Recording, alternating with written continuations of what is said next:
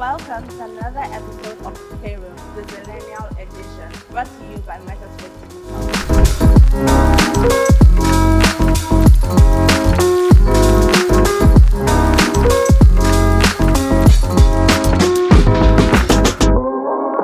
Hi, I'm Funmi Aliyu, a business operations manager, and I'm so excited to be here today at Rhapsodies. With me, I have Hendricks Amaechi, and I'm a product designer. Yeah. So I'm Sammie Abati, and I'm a portrait and product photographer. So I'm Sammie Ekpo. I'm a gospel recording artist, a real estate broker, and an entrepreneur. Okay. Show off. Pause. All right. So today we're going to be talking about something not a lot of us in our generation speak about, and that is financial intelligence. So let's see what we have here. Okay. First question is, what is financial intelligence? Okay. I'll take a go at this. Okay, so I'm not going to try to give you the dictionary definition of what it is. Let's talk it the street way. Financial intelligence is knowing what to do with your money, basically. Knowing how to spend, how to save, how to invest. It's because it's one of the things that I feel like in our generation is we focus on let me make and spend. Yes, Let me make enough to spend enough. exactly. Do you understand? Everybody wants to make the big money and just, I want to chop life and I want to ball, right?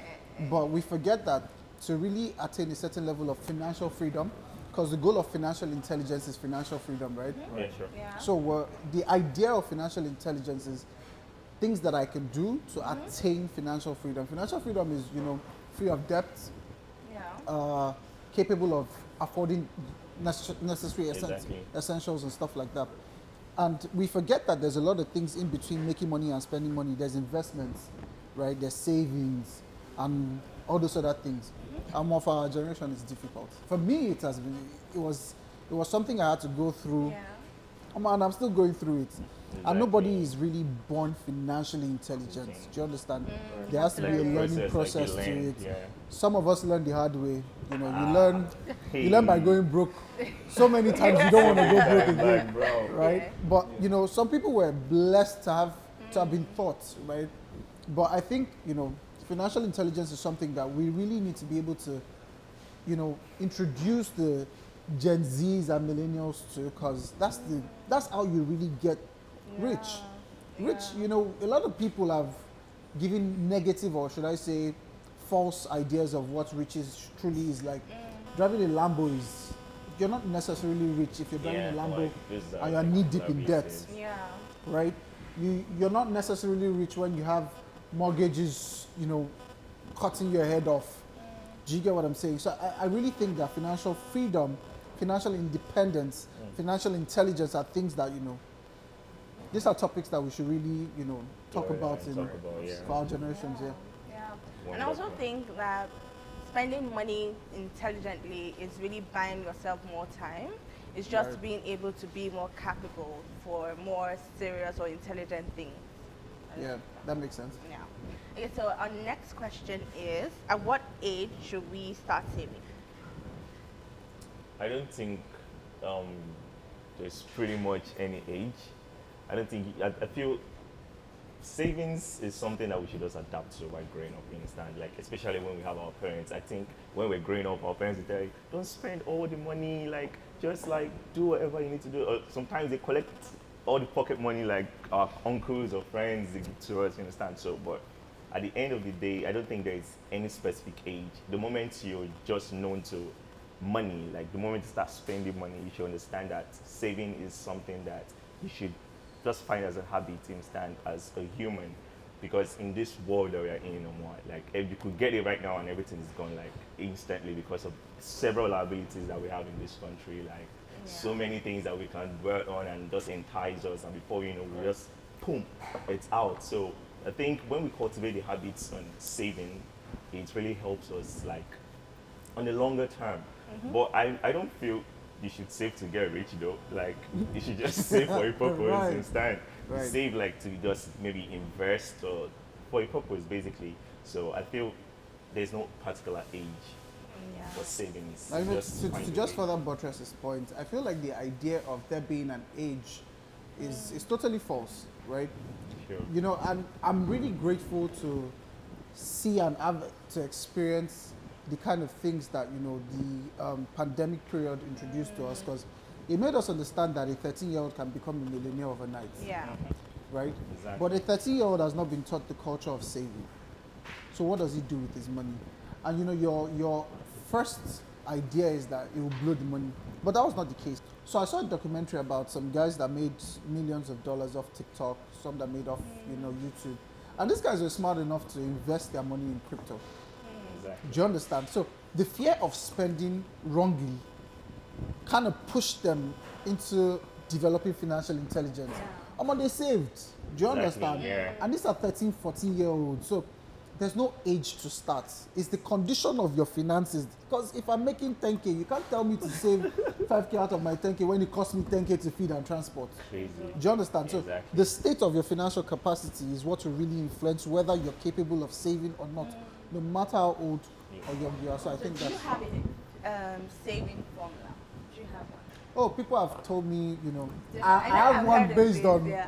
based on what people have told me. Yeah. I have never been able to successfully stick to it, Okay. because you say 20% for this, 50% for this, but you know, life happens. Nigeria, you know, Nigeria touches you a little bit, and then Yeah, yourself, you understand that this is not about me saving again. This is about survival, right? Exactly. For me to really survive, this formula is not going to save me if I'm dead. Okay. Do you get? So personally, no. Okay. So before someone can invest, you have to like save like a lot of money, like save millions before investing. So as regards that, I would say not necessarily. So I'm speaking from the real estate background. So you don't have to have a millionaire, and the good thing about most investments in real estate is like you don't have to put it all at once, which is more like outright payments. So there are different payment plans, different methods to make it easier for you to be able to invest at the end of the day. So you don't have to have 1 million stored out somewhere. You could start with maybe 500,000, and then subsequently you could keep. But for you to be able to invest in a certain property, you must have a certain amount to be able to part with.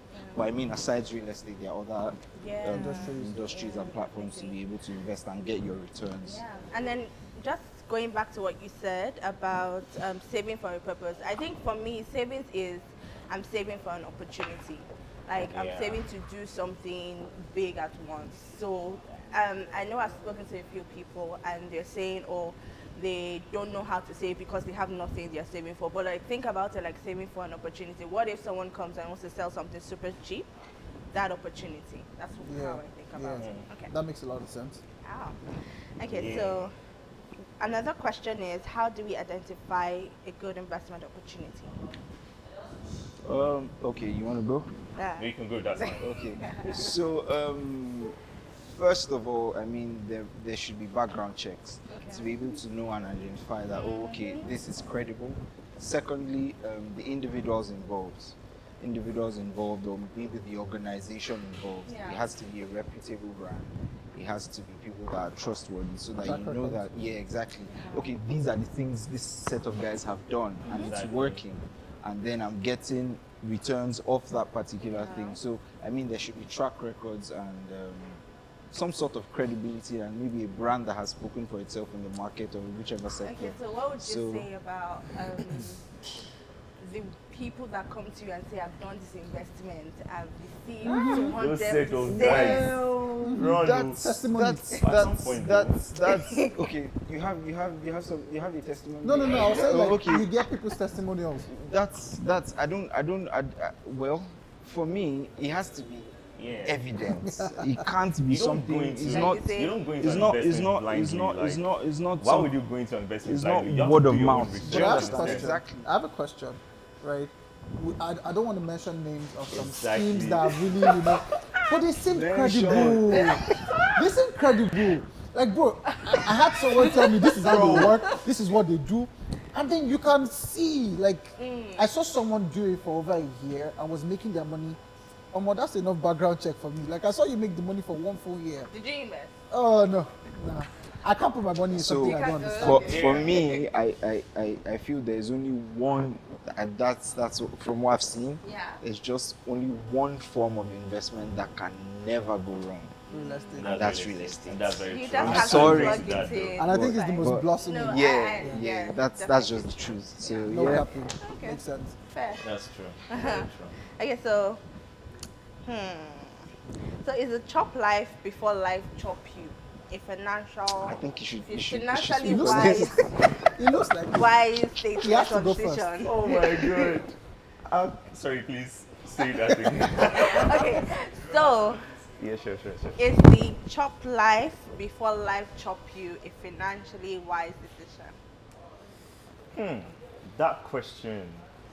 To me personally, I would say you should chop life for you because at the same time you're trying to save, you're trying to like invest, you're trying to do several other things that could make you really you understand, financially free, you understand. So I feel in that point in life, like you should enjoy yourself. You understand? Because we are in our youthful age right now, and there's some things that we could experience while we grow up, like that we could experience while you're older, you understand? So, but yeah, it's good to save and it's good to invest for the But chop future, life. but you have every right to chop life, you understand? Eat, enjoy yourself, you understand? Because if you don't do it now, and you're growing up, Preach. and you're now older, and you're looking at your Preach. younger guys or younger girls like doing this thing, like, I wish I did this thing. But at the same time, spend wisely, you understand? Know how you do your thing, know how you just go around the whole But chop life thing. you know what you just said is like telling someone go, but come. Exactly. Go, but don't go too I was far. about to ask. It's like never now. They never will give you light to be like, But not for hold on. But you know, to further buttress what he said, Yeah. right? I learned something recently. It's a personal. I had an epiphany. It's a personal thing. Yeah. So I'm not going to advise you take it, and I'm not going to advise you don't take it. But here's what I learned: you can be too financially careful that you legit don't live life, Yeah. right? I'm a photographer, right? Money doesn't have a specific date it enters. I'm not a 9 to 5er. I can make money like I did juju, Exactly. right? It can be like ritual for day one, and for like 1 month it's just slow. Yeah. And I realized that I was always careful. I've always been careful, always had goals, targets, and stuff like that. And I mean, I live on the island, Lagos boy. I've not been to most of the restaurants on the island, most of the hot spots. Except I'm going to shoot there, I don't go there.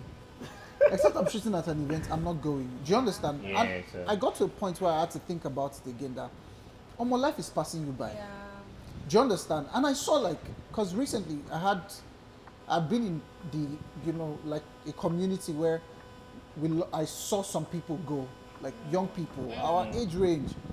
They went, like accidents, sickness. Exactly. And then death is so sudden, it's so entire, like death is the end of it.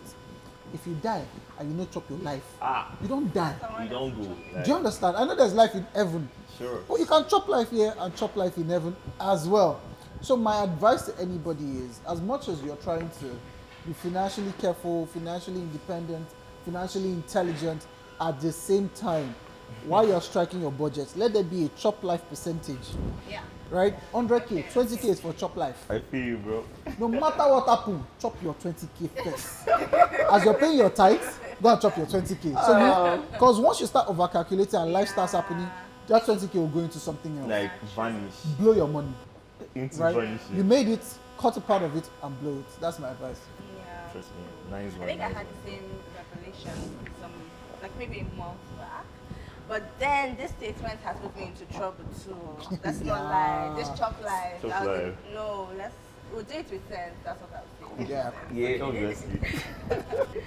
Thank you for listening to our views. I hope you learned one or two about financial intelligence. So you can tell us what you think in the comment section. And if you enjoyed this video, give us a thumbs up, follow us on YouTube and on all social media platforms. Bye.